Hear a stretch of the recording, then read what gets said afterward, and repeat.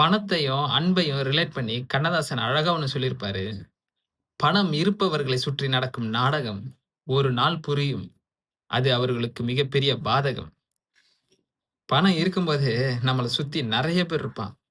அண்ணா, அக்கான்னுவான். தம்பி, தங்கச்சின்ட்டு உரிம பயங்கரமா கொண்டாடுவான்.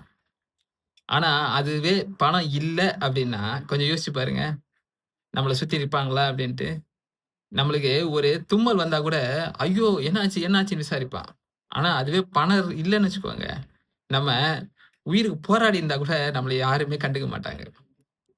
ஆனா, ஒருத்தவங்க இருப்பாங்க. நம்மட்ட பணம் இருந்தாலும் சரி, பணம் இல்லனாலும் சரி, பணம் இல்லாத போதும் சரி, நம்மள உண்மையா நேசிச்சிருப்பாங்க. அவங்கள நம்ம உண்மையா நேசிச்சிருப்போமா? அப்படின்னு பார்த்தீங்கன்னா, நேசிச்சிருக்க மாட்டோம். அவங்கள நம்ம ரொம்ப காயப்படுத்தியிருப்போம். ரொம்ப கஷ்டப்படுத்தியிருப்போம்.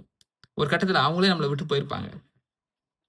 அதுக்கப்புறம் நம்மளுக்கு பணம் நெறைய வர, வர நம்மள சுத்தி நெறைய பேர் வந்துருவாங்க. அவங்க தான் நமக்கு உண்மையான அன்பு அப்படின்னு நெனைச்சிட்டு இருப்போம். ஆனா அது கிடையவே கிடையாது. நம்மகிட்ட காசு இல்லாத போதும், நம்ம கூட ஒருத்தர் இருந்தாங்க பார்த்தீங்களா? அவங்க தான் உண்மையா நம்மள நேசிச்சவங்க.